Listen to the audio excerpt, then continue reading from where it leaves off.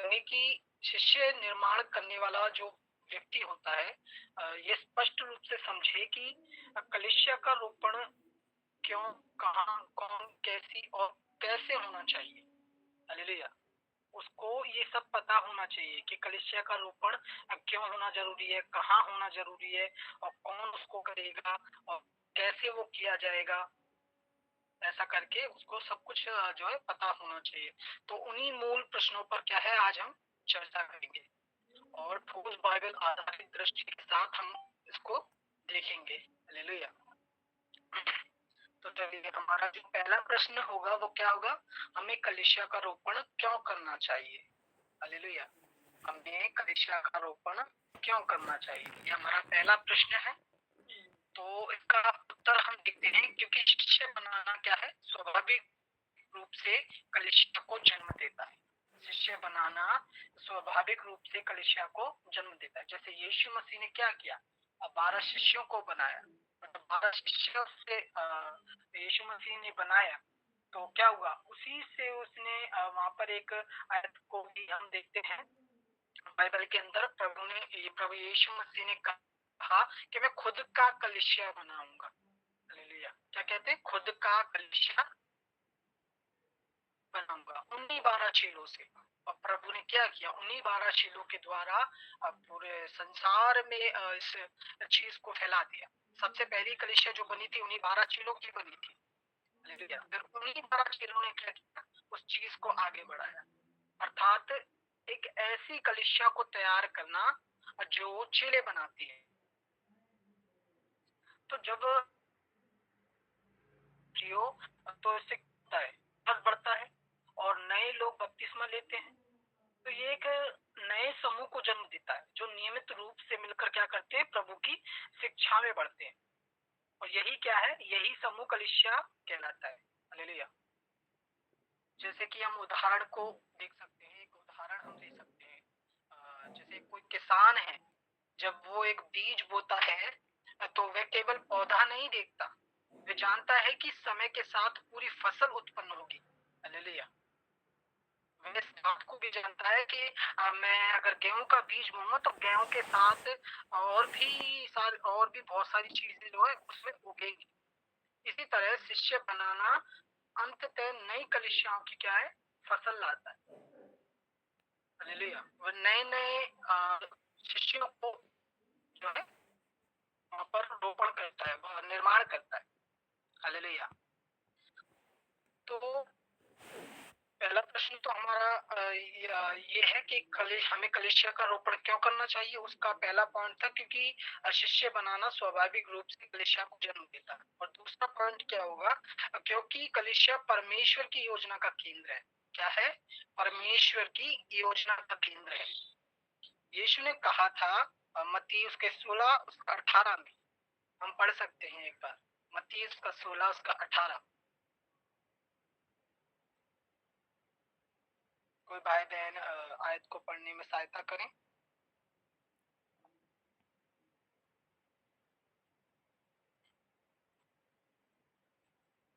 क्या कोई भाई बहन पढ़ रहे हैं या फिर मैं ही बताऊं। पढ़ रही हूँ बल्लू भाई। मत्ती 16 21 18 है, सॉरी। हाँ। और मैं भी तुझसे कहता हूँ कि तू पतरस है और मैं इस पत्थर पर अपनी कलीसिया बनाऊंगा और अधोलोक के फाटक उस पर प्रबल न होंगे। आमीन। आमीन। हालेलुया। यीशु मसीह पतरस से क्या कहते हैं, मैं इस पत्थर पर अपनी कलीसिया बनाऊंगा।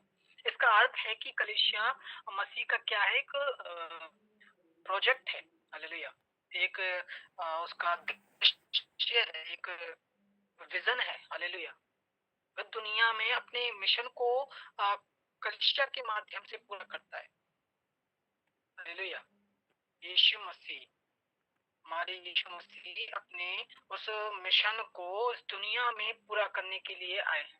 हालेलुया। कलीसिया बनाने के लिए। उसी का हम तीसरा पॉइंट देखेंगे, क्यों जरूरी है कलीसिया बनाना। हमें कलीसिया का रोपण करना क्यों जरूरी है, उसका तीसरा पॉइंट, क्योंकि प्रेरितों का यह प्रमुख मॉडल था। मॉडल मतलब एक जैसे कोई हम प्रोजेक्ट बनाते हैं तो पहले हम उसका क्या करते हैं, एक मॉडल तैयार करते हैं कि अगर सही था तभी हम इसका बड़ा रूप जो है, मेन मेथड को तैयार करेंगे। हालेलुया। तो उसी प्रकार से प्रेरितों ने उसका जो था पहला प्रमुख मॉडल बनाया। हर जगह उन्होंने सुसमाचार सुनाया, नए नए विश्वासियों को इकट्ठा किया और नया कलीसिया शुरू किया। हालेलुया। तो ये क्या था, प्रेरितों का प्रमुख रोपण परिणाम नहीं बल्कि उद्देश्य था। हालेलुया। यीशु मसीह का जो था वो उद्देश्य था, कलीसिया रोपण, कलीसिया को रोपना। हालेलुया। उसी प्रकार हम इसका चौथा पॉइंट भी देख लेंगे। चौथा पॉइंट क्या है, क्योंकि महान आयोग बिना कलीसिया को पूरा नहीं किया जा सकता। महान आयोग द्वारा यीशु मसीह ने केवल सुसमाचार सुनाने का आदेश नहीं दिया। जब हम मत्ती उसका 28 उसका 19 से 20 आयत को देखेंगे तो वहां पर यीशु मसीह ने केवल सुसमाचार सुनाने का आदेश नहीं दिया। उन्होंने ये नहीं कहा कि जाओ और जाकर के लोगों को सुसमाचार सुनाओ, केवल यही नहीं कहा बल्कि और भी कुछ कहा। क्या कहा कि वो सभी बातें जो मैंने तुम्हें सिखाई हैं तुम दूसरों को मानना सिखाओ, अर्थात शिष्य बनाना। हालेलुया। शिष्य बनाने का आदेश दिया। और शिष्य बनाना क्या है, शिष्य बनाना ही कलीसिया को रोकता है। अगर हम शिष्य ना बनाए तो उसके बिना कलीसिया को पूर्ण नहीं किया जा सकता। हालेलुया। जरूरी और उसी के द्वारा कलीसिया को रोपा जाएगा। हालेलुया। उसके बाद हम दूसरे प्रश्न पर चर्चा करेंगे। अभी पहला प्रश्न के जो थे ये 4 पॉइंट थे। अब दूसरे प्रश्न पर हम चर्चा करेंगे। दूसरा प्रश्न क्या है, कलीसिया क्या है। कलीसिया क्या है, तो हम इसको एक पवित्र बाइबल के सरल वचनों से जो है परिभाषित करेंगे। कलीसिया कोई इमारत नहीं है, कोई संस्था नहीं है। कलीसिया वह जीवित शरीर है जो मसीह का प्रतिनिधित्व करती है। हालेलुया। अर्थात कलीसिया एक वह समूह है जो बाइबल आधारित अगुवाई में चलती है, नियमित रूप से इकट्ठा होती है, आत्मा के सामर्थ्य में चलती है, बाइबल की विधियों का पालन करती है, संसार में मसीह का प्रेम प्रकट करती है और गुणन की संस्कृति को अपनाती है। अर्थात पहला है, फिर उसका चेला, फिर उसका चेला, फिर उसका चेला, ऐसा करके तो गुणन की संस्कृति को अपनाती है। मतलब वह गुणात्मक वृद्धि को करती है कलीसिया। तो जैसा कि हमने अभी इन कुछ पॉइंटों को देखा, जैसे बाइबल आधारित अगुवाई में चलती है कौन, कलीसिया। तो बाइबल आधारित अगुवाई में चलना मतलब योग्य, चरित्रवान, स्थानीय अगुवों को क्या करना, संचालित उनको करना। हालेलुया। उनके द्वारा, अगुवों के द्वारा संचालित कलीसिया को करना। मतलब एक योग्यता देख करके कि हाँ ये बंदा योग्य है, ये भाई योग्य है, इनको चुनना। और जो जिनके चरित्र अच्छे हैं, जो चरित्रवान हैं और जो स्थानीय रूप से हैं कि ये इस स्थान के लिए सही है और वो उस स्थान के लिए सही, अलग अलग स्थान से हो, तो उनको क्या किया जाता, अगुवा बना दिया जाता, उनके द्वारा संचालित कलीसिया को जो है किया जाता है। फिर नियमित रूप से इकट्ठा होना। हालेलुया। यानी एक निश्चित स्थान और समय पर आराधना, वचन, प्रार्थना और संगति को नियंत्रित करना। हालेलुया। तो क्या है, कलीसिया के रूप में कलीसिया करती है और वो किसके द्वारा करती है, उस समूह के द्वारा करती है जो समूह हम बनाते हैं। ठीक है। और फिर आत्मा के सामर्थ्य से चलना, अर्थात मानवीय प्रयास नहीं बल्कि पवित्र आत्मा की अगुवाई और सामर्थ्य पर निर्भर रहना। मतलब हम खुद से कोशिश ना करें, अपनी बुद्धि को ना लगाएं कि हम कैसे लोगों को लेके आ सकते हैं, नहीं, बल्कि पवित्र आत्मा पर हमें छोड़ देना। हमें तो बस प्रभु का बारे में दूसरों को बताना है। ठीक है। तो हमको पवित्र आत्मा की अगुवाई और उसके सामर्थ्य पर निर्भर होना है कि प्रभु ही करेगा। हालेलुया। उसके बाद हम चौथा पॉइंट देखते हैं चौथा पॉइंट क्या है? बाइबल की विधियों का पालन करना, अर्थात बपतिस्मा और प्रभु भोज की आज्ञा के अनुसार सारे विधियों को, कामों को करना। हालेलुया। उसके बाद संसार में मसीह का प्रेम प्रकट करना, अर्थात सुसमाचार, सेवा, करुणा, दया, सभी के लिए हमारे मन में क्या होना चाहिए? ऐसे विचार होने चाहिए। सेवा का भाव हमारे मन में सबके लिए होना चाहिए। दया, करुणा, ऐसी चीजें हालेलुया हमारे मन में होनी चाहिए। उसके बाद गुणन की संस्कृति को अपनाना, अर्थात एक ऐसी कलीसिया जो शिष्यों को प्रशिक्षित करती है। प्रशिक्षित यानी सिखाती है, समझाती है। वे केवल शिष्यों को विश्वासी बनकर नहीं रहने देती। हालेलुया। बहुत सी कलीसिया आज कैसी हैं? ऐसी ही हैं, केवल विश्वासी बनाकर उनको रखती हैं। हालेलुया। उनको कुछ सिखाती नहीं है, वचन उनको ठीक से सिखाते नहीं है, बल्कि क्या करते हैं? आते हैं, आराधना प्रार्थना करते हैं और बस ऐसे ही उनके मन को शांति पहुंचाकर उनको जाने देते हैं। नहीं, ऐसा नहीं करना है। उनको प्रभु का वचन को देना है, जिससे कि वो भी इस बात को समझे कि वो क्यों चुने गए हैं। हालेलुया। वो क्यों चुने गए हैं? तो हमको क्या करना है? एक ऐसी कलीसिया को बनाना जो शिष्यों को प्रशिक्षित करती है, ताकि वे भी कलीसिया शुरू करें। हालेलुया। उदाहरण के लिए जैसे शरीर के हर भाग में जीवन है मेरे प्रियो, वैसे ही कलीसिया के हर सदस्य में आत्मिक जीवन होना चाहिए, ना कि केवल पादरी या अगुवों में। हालेलुया। हर विश्वासी में होना चाहिए। ऐसा हमको कलीसिया को तैयार करना है। हालेलुया। उसके बाद हम तीसरे पॉइंट पर विचार करेंगे। तीसरा पॉइंट नहीं, तीसरे प्रश्न पर विचार करेंगे। तीसरा प्रश्न हमारा क्या है? हमें कलीसिया कहाँ शुरू करनी चाहिए? कहाँ शुरू करनी चाहिए? तो विचार करें, थोड़ा सा विचार करें कि कहाँ हमको कलीसिया शुरू करनी चाहिए, अपने घर पर या फिर कहीं और। लेकिन नहीं, ऐसा नहीं है। ऐसे मतलब अपनी बुद्धि को ना लगाएं। हमको बस ये देखना है कि जहाँ पर प्रभु का सुसमाचार अब तक नहीं पहुंचा है, जहाँ लोग प्रभु को अभी तक नहीं जानते, जहाँ कलीसिया नहीं बनी है कभी भी, वहां पर क्या करना है? हमको कलीसिया रोपना है। हालेलुया। जहाँ कलीसिया नहीं है, जहाँ सुसमाचार नहीं पहुंच रहा, जहाँ कलीसिया है पर स्वस्थ नहीं है, स्वस्थ नहीं है मतलब कलीसिया तो है पर वो ठीक रीति से शिक्षा नहीं देती, ठीक रीति से लोगों को सिखाती नहीं है। उस जगह पर कलीसिया को निर्माण करना है, रोपना है। हालेलुया। उसके बाद लोगों के समूह पर ध्यान देना कि कितने लोग यहाँ पर जो है ऐसे हैं जो प्रभु को नहीं जानते। उस जगह पर कलीसिया को रोपना है। हालेलुया। तो इन सभी पॉइंटों पर हम जो है विचार करेंगे। पहला पॉइंट, जहाँ कलीसिया नहीं है, रोमियो की पत्री 15 उसका 20 आयत में जो सिद्धांत दिया गया है, अर्थात जहाँ मसीह का नाम नहीं लिया गया, वहां पर लिखा हुआ है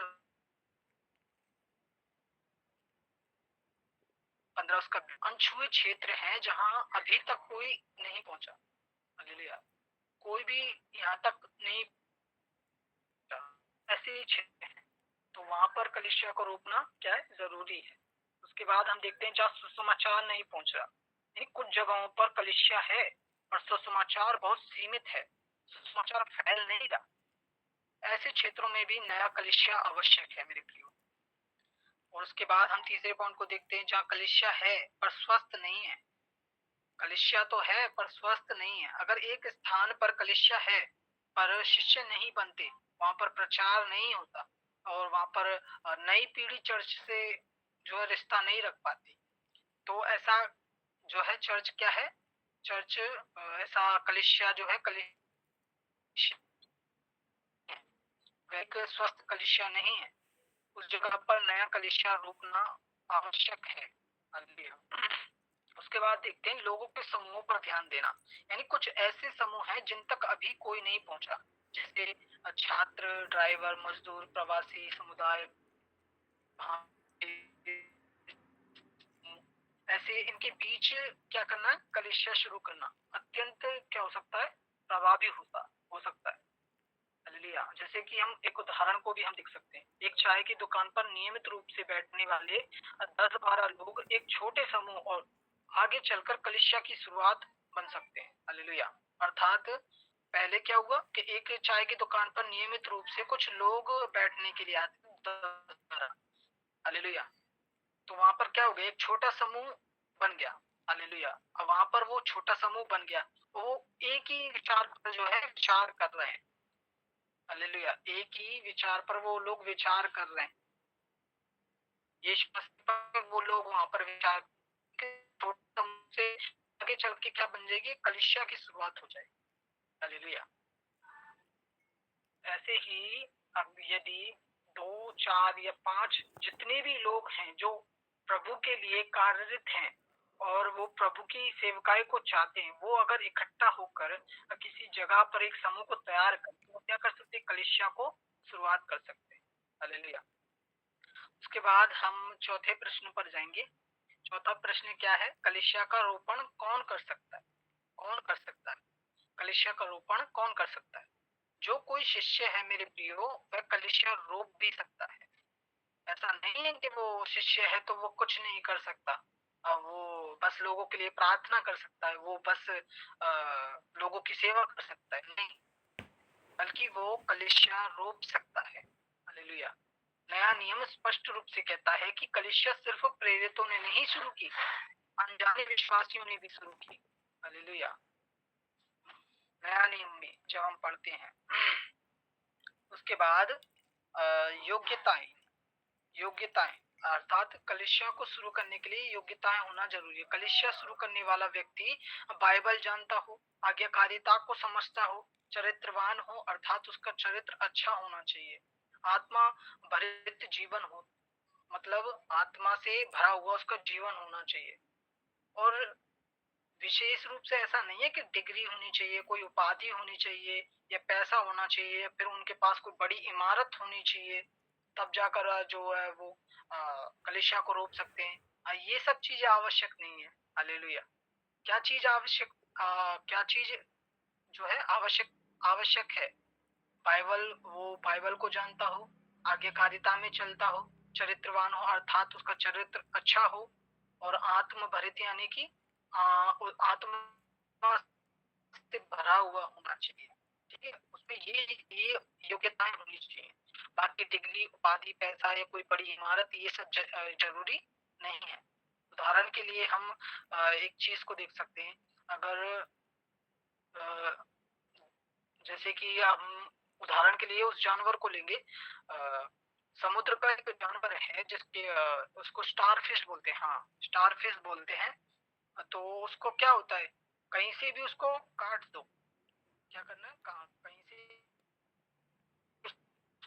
इससे को काट दो, वो वहीं से ही क्या कर जाएगा, एक नया उसको स्टार फिश को जन्म दे देगा, हालेलुया। एक स्टार फिश को अगर 5 भागों में भी काट दिया जाए तो वो पांचों भाग क्या हो जाएंगे, स्टार फिश में बदल जाएंगे। उसी प्रकार हर सच्चे विश्वासी में नई कलीसिया शुरू करने की क्षमता होनी चाहिए। यदि वह अलग भी हो जाए, किसी कलीसिया में वो शिष्य है, कोई लीडर है, किसी कलीसिया से जुड़ा हुआ है, यदि वह उस कलीसिया से किसी कारणवश अलग भी हो जाए तो उसमें खुद में इतनी क्षमता होनी चाहिए कि वो खुद ही कलीसिया को रोक दे, हालेलुया। खुद ही प्रभु का लिए सेवकाई को खड़ा कर दे, ऐसा उसको होना चाहिए, ठीक है। उसके बाद हम 5वें पॉइंट पर विचार करेंगे, सॉरी 5वें पॉइंट में नहीं, 5वें प्रश्न पर हम विचार करेंगे। 5वां प्रश्न क्या है, हमें किस तरह की कलीसिया को रोपना चाहिए, हालेलुया, किस तरह की। तो ऐसी कलीसिया जिसे कोई भी किसी भी जगह किसी भी समय शुरू कर सके, आधुनिक या जटिल नहीं, बाइबल की सरलता, अर्थात जैसे कि जो केवल पढ़ पढ़े नहीं है बल्कि गुणा भी कर रहे हैं, मतलब ऐसे लोगों को इकट्ठा करना है कि वो खुद तो सीख ही रहे हैं बल्कि दूसरों को भी सिखा रहे हैं, हालेलुया। जैसे कि लीडर, लीडर की सहायता करके क्या कर रहा है, एक नया शिष्य को उत्पन्न कर रहा है, हालेलुया। इस प्रकार की हमें क्या करनी है, कलीसिया की शुरुआत करनी है। आत्मिक रूप से वो क्या होनी चाहिए, स्वस्थ होनी चाहिए, आत्मिक रूप से वो क्या होनी चाहिए, स्वस्थ होनी चाहिए, बाहरी चीजों से नहीं, अंदर की आत्मिक जीवन से परखी जाए। हालेलुया। जैसे कि उसके अंदर वचन होना चाहिए, उसको प्रार्थना अच्छा होना चाहिए, उसके अंदर प्रेम होना चाहिए, उसके अंदर सेवा भाव होना चाहिए, पवित्रता होनी चाहिए, उसके पास एक मिशन होना चाहिए, एक दृश्य होना चाहिए कि हाँ हमें प्रभु का कार्य को करना है। हालेलुया। ठीक है, वो जरूरी है। जैसे कि हम एक उदाहरण को भी हम एक ले सकते हैं हाथी और खरगोश से। हाथी क्या होता है, बड़ा होता है पर बहुत देर में जन्म लेता है, और बहुत देर में क्या करता है, जन्म देता है, और कम बच्चे होते हैं हाथी के। हालेलुया, बहुत कम बच्चे होते हैं हाथी के। और उसी प्रकार हम खरगोश को देख सकते हैं, बहुत छोटा होता है पर जल्दी जन्म देता है और बहुत तेरे बच्चों को जन्म देता है। हालेलुया, एक ही बार में दो दो तीन तीन बच्चों को जन्म देता है। उसी प्रकार हमें हाथी जितना बड़ा नहीं, खरगोश जितना गुणनशील कलिसिया चाहिए। कैसा गुणनशील, जो गुणा करता हो, अर्थात नए नए शिष्यों को बनाता हो, ऐसा कलिसिया को तैयार करना है। तो कलिसिया कैसा होना चाहिए,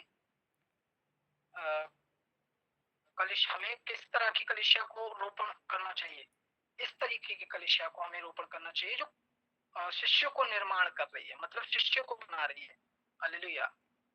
ठीक है, उसके बाद हम छठे प्रश्न पर विचार करेंगे। छठा प्रश्न क्या है, हम कलिसिया को कैसे शुरू कर सकते हैं, हम कलिसिया को कैसे शुरू कर सकते हैं। तो इसको हम टीटीआई पैटर्न से जो है समझेंगे। टीटीआई का जो पैटर्न है उससे हम इस चीज को समझेंगे। पहला चरण, क्षेत्र चुने।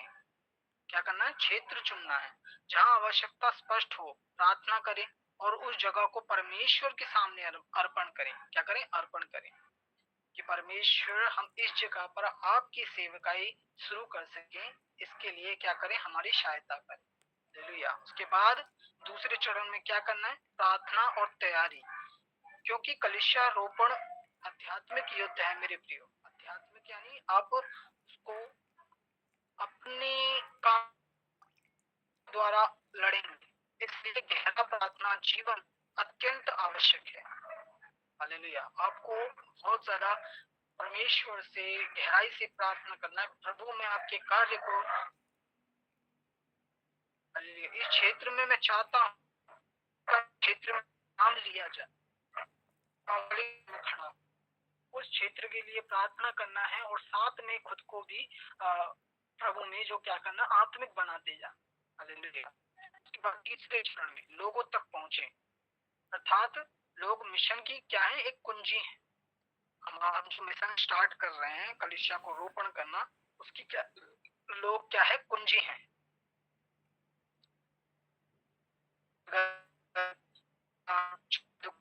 के माध्यम से जरूरतों की सहायता करके सुसमाचार संदेश हम क्या कर सकते हैं, उनको जो सिखा सकते हैं, प्रभु के बारे में बता सकते हैं इन सभी चीजों से।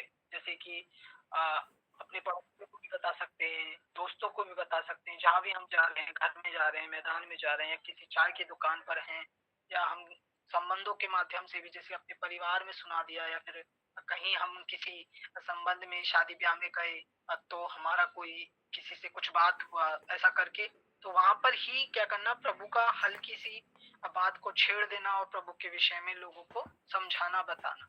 हालेलुया, ये क्या है, प्रभु को हमारे एक मिशन की कुंजी है। लोग लोग क्या है, हमारे एक मिशन की कुंजी है, वो लोग जिनको हम प्रभु का सुसमाचार सुनाएंगे।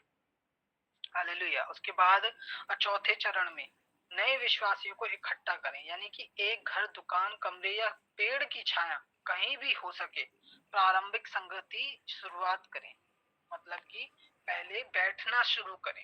हालेलुया, परमेश्वर की उपस्थिति में, फिर चाहे वो कहीं पर भी हो, कोई घर हो, दुकान हो, कोई कमरा हो, या फिर कोई भी पेड़ की छाया हो, वहां पर क्या करना है, संगति करना है। कलिसिया बराबर संगति प्लस वचन प्लस आराधना प्लस एक मिशन। हालेलुया, बराबर मिलकर क्या होता है, कलिसिया। संगति करना है, वचन सीखना है, आराधना करना है, और एक मिशन को अपने भीतर रखना है कि हमें प्रभु का कार्य करना है। हालेलुया। तो इन्हीं सभी से क्या होगा, कलिसिया रोपी जाएगी। उसके बाद चरण 5 में हम देख सकते हैं नियमित सभाएं शुरू करें। हर सप्ताह मिलना शुरुआती समूह को स्थिर बनाता है। हर सप्ताह मिलें एक दूसरे से, हालेलुया, बातचीत करें, इन बातों को जोड़ें, जैसे कि वचन की शिक्षा, प्रार्थना, आराधना, बपतिस्मा, प्रभु भोज, एक दूसरे से प्यारपूर्ण सेवा का भाव रखना। अर्थात किसी को हमारा किसी के घर में कुछ फंक्शन है तो उसके घर में जा करके, उसने बुलाया तो उसके घर में जा करके उसका मदद करना, हालेलुया। तो ये ऐसा सेवा का भाव मन में होना चाहिए और ऐसा संगति के साथ हम करते रहें, हालेलुया। और वचनों की शिक्षाओं को, प्रार्थनाओं को, आराधनाओं को, इनके सभी के द्वारा क्या करें, छोटा छोटा पहले समूह को शुरुआत करें। उसके बाद स्थानीय अगुवों को प्रशिक्षित करें, मतलब कि जो स्थानीय अगुवे हैं, कलीसिया की क्या है, एक रीढ़ है, जैसे कि कमर की हड्डी होती है, उन्हें जिम्मेदारी सिखाएं। क्या सिखाएं? जिम्मेदारी। उनको और उनको क्या करना, और उनको वचन की समझ, हालेलुया, और उन्हें अगली कलीसिया के लिए प्रशिक्षित करें कि वो जब वो तैयार हो जाएंगे तो वो कैसे कलीसिया को रोक सकते हैं, हालेलुया। उसके बाद चरण 7 में भी हम देख सकते हैं, चरण 7 को देख सकते हैं, गुणन की संस्कृति को शुरू करें। हर नई कलीसिया को यह सिखाएं, आप एक कलीसिया नहीं, एक मल्टीप्लायर कलीसिया है। मल्टीप्लायर कलीसिया यानी कि और कलीसियाओं को निर्माण करने वाली कलीसिया है, हालेलुया। अर्थात आपने एक छोटा कलीसिया को शुरुआत किया, 5 लोगों को आपने एक जगह पर इकट्ठा किया, उनको वचन सिखाया, उनको आराधना, प्रार्थना करना, सब कुछ सिखाया। अब वो 5 क्या करेंगे, वो पांच लोगों की और एक और कलीसिया को तैयार करेंगे, फिर वो पांच लोगों की एक और कलीसिया को तैयार करेंगे। तो ये गुणात्मक वृद्धि को परमेश्वर क्या करते हैं, चाहते हैं, और जगह जगह प्रभु का सुसमाचार फैल सके। उसी दृष्टि से ये क्या अगली पीढ़ी तक पहुंचे प्रभु का सुसमाचार, प्रभु ये चाहते हैं, हालेलुया। तो कलीसिया का रोपण कोई विशेष बुलाहट नहीं है, हर शिष्य की जिम्मेदारी है मेरे प्रियो। ये कोई विशेष बुलाहट नहीं है, बल्कि हर शिष्य की जिम्मेदारी है। जब आप सुसमाचार सुनाते हैं, जब आप लोगों को सिखाते हैं, जब आप नई संगति बनाते हैं, तो आप कलीसिया को रोपण कर रहे हैं, हालेलुया। उस समय क्या कर रहे हैं, आप कलीसिया को रोपण कर रहे हैं। परमेश्वर आपको आपके क्षेत्र में एक परिवर्तनकारी, गुणनशील, आत्मा भरित कलीसिया रोपने के लिए करना चाहता है, उपयोग करना चाहता है, हालेलुया। तो यदि आप चाहें कि आप प्रभु का कार्य को करें, तो आप प्रभु से बात करें, हालेलुया, कि प्रभु आप हमें वो समझ दें, वो शिक्षा दें कि हम आपकी कलीसिया को अपना क्षेत्र में या किसी ऐसे क्षेत्र में जहां आपका सुसमाचार अभी तक नहीं पहुंचा, उस जगह पर हम क्या कर सके, आपकी कलीसिया को रोप सके, आपकी कलीसिया को वहां खड़ा कर सके, हालेलुया। तो ये किसी पादरी या लीडरों का ही काम नहीं है, बल्कि हर एक विश्वासी को ये आज्ञा दिया गया है कि उनको क्या करना है, शिष्य निर्माणकारी बनना है, जो शिष्य को निर्माण कर सकते हैं। उसके बाद वो शिष्य निर्माण करने वाला बन करके वो क्या करे, एक समूह को तैयार करे और कलीसिया को रोप सके, जिससे परमेश्वर को महिमा मिले, हालेलुया। तो परमेश्वर इन सभी वचनों से आपको आशीष दे। आशा करते हैं आपको आज का सेशन समझ में आया होगा, और प्रभु इस सेशन के द्वारा आप सभी को ब्लेस करे, और सभी को जय मसीह की। God bless you all.